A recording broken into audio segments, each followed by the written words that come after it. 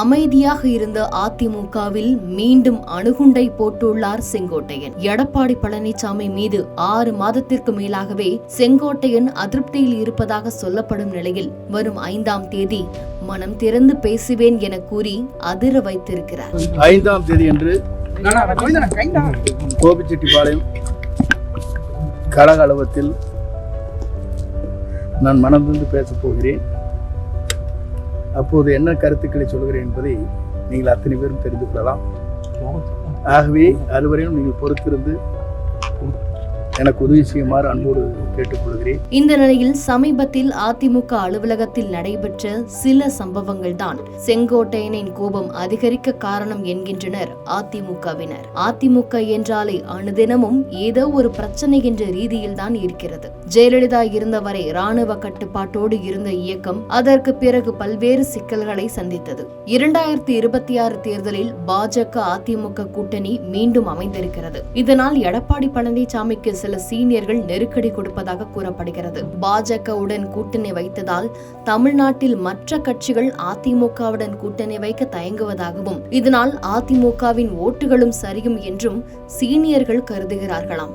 மேலும் தமிழகத்தில் பாஜகவுக்கு எதிர்ப்பு வலுத்திருக்கும் நிலையில் அதிமுகவோடு கூட்டணி வைத்தால் அதிமுகவிற்கு கிடைக்கவிருக்கும் வாக்குகளும் பாஜகவால் கிடைக்காமல் போகும் என்றும் திமுகவை மக்கள் எதிர்க்கும் இந்த நேரத்தில் தக்க சமயத்தில் அதிமுகவை தனித்து நிற்க வைத்து வெற்றி பெறலாம் தவிர பாஜகவோடு சேர்ந்திருப்பது நமக்கு தலைவலி என்றும் சீனியர்கள் நாள்தோறும் இது குறித்து ஓபிஎஸ்ஸிடம் சொல்லி வருவதாகவும் இருப்பினும் அவர் இது குறித்து கண்டுகொள்ளாமல் இருப்பதும் அதிமுகவில் புகைச்சலை கிளப்பி இருப்பதாக சொல்லப்படுகிறது. மேலும் சசிகலா, ஓபிஎஸ், டிடிவி தினகரன் ஆகியோரை மீண்டும் கட்சிக்குள் கொண்டு வர வேண்டும். அப்போதுதான் 2026 தேர்தல் வெற்றி பெற முடியும் என்ற கோரிக்கையும் வலுத்து வருகிறது. இந்நிலையில் அதிமுகவில் மூத்தவர்களில் ஒருவரான செங்கோட்டையன் மீண்டும் போர்க்கொடி தூக்கி இருக்கிறார். எடப்பாடிக்கு எதிராக தனி அணியாக செயல்படலாம் அல்லது கட்சியில் இருந்து அவர் வெளியேறலாம் என சொல்லப்படுகிறது.